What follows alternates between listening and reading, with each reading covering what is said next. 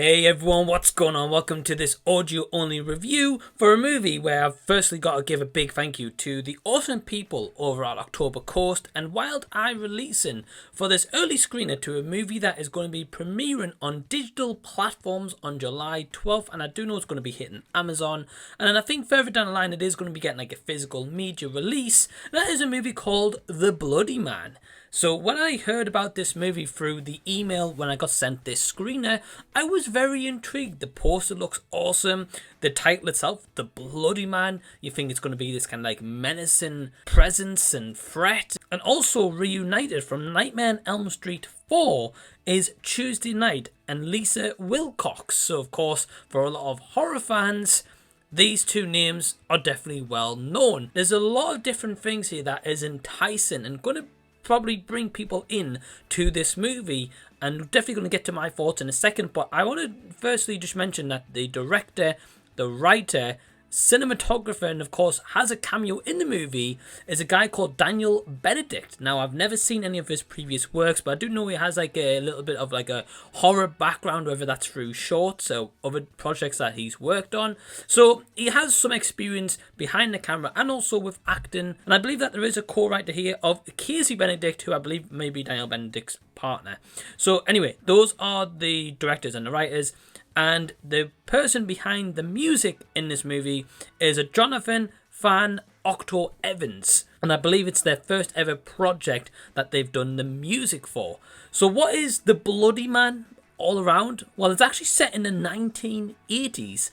And after the death of his mother, a character called Sam, who's played by David Daniel, struggles in general with family, friends, school, and the most evil being that he can only imagine, the Bloody Man, who, unbeknownst to anyone, is summoned and won't stop until it destroys everything that Sam holds dear. With the plot, this movie sounds very interesting.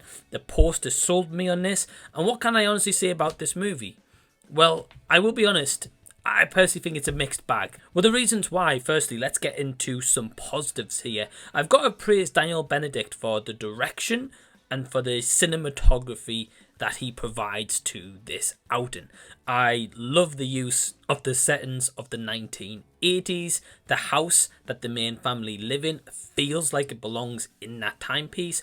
The music accompanying throughout this whole movie by Jonathan Van Octo Evans is fantastically done.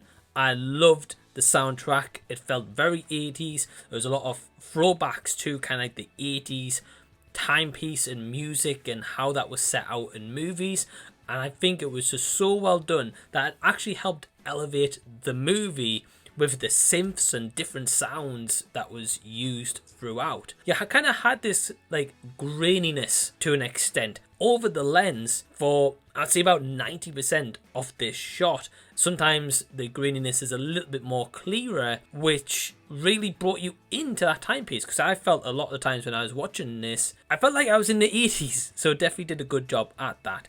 So I've just got to praise a couple of the actors in here, and we will get to that very shortly, but the ones I want to praise is Tuesday Night, Lisa Wilcox, and Caitlin E. Newberry, who Caitlin E. Newberry I have seen in some smaller kind of more independent movies also, and I think she's a good actress. I wish she was utilised more in this movie and other projects, but yeah, she's good for what she is in. And of course Tuesday Night and Lisa Wilcox, the two main names attracted to this movie and the posters. Yeah, for the roles that they're given here, I think they do an adequate job. It helps you sell this story of like Sam's isolation he feels at times, because he does have a brother and sister, but they don't always get along, or he's kind of like a little bit of like an outcast to an extent in the family. You can feel that dynamic because he's lost a mother, so you've got this touching story underlying here about the fact that he's lost a mother. Of course, his father Daniel is now got a new partner,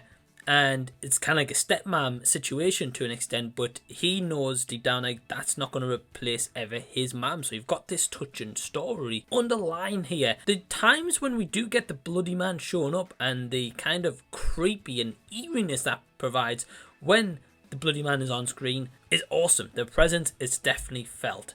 So where I'm a little bit mixed on this movie, and in terms of like any negative / kind of feedback I guess that I would give for this movie, is I really don't think that the main 3 kid actors that were selected here were the right choices. Now this is just me personally watching the movie. I don't know obviously what went on behind the scenes with like the casting process. The main character, Sam Harris, who's of course played by David Daniel, he is our main focus, and I just wasn't a fan of his acting. I don't think he was a solid actor.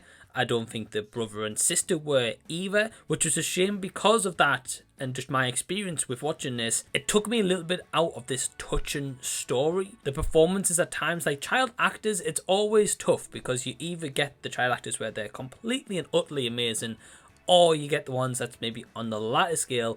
This one does fall, unfortunately, on the latter scales, but at the same time, I do just want to reiterate, I believe that this is David Daniel's first ever acting role. So, of course, there's going to be nervousness, there's going to be maybe a little bit of inexperience. This movie is also on for over 2 hours. I feel like at times, there was definitely some scenes here that could have been cut and made this more of a tighter narrative and story. I think those were kind of the main issues for me. So what I will say is The Bloody Man is, if you are after an 80s vibe kind of movie, then this certainly has a lot of that going on, and certainly could be more relatable for yourself, and especially for, say, an older audience that grew up in the 80s, because I grew up in the 90s. You may be able to connect with this movie more than I did, but unfortunately those criticisms that I do have, I feel like that let the movie down ultimately for me. But I would love to know your thoughts down below in the comment section. If I was to give this score for this movie, my score for The Bloody Man is a 6 out of 10. So yeah, please leave any and all comments down below and let me know what you thought of The Bloody Man. Are you going to be checking this one out? Have you seen it? Is this one going to be for yourself? Leave any and all comments down below. I hope you've enjoyed this video. Please give it a big thumbs up and also subscribe to the channel if you already haven't. And until the next time that I see you, I'll be seeing you later.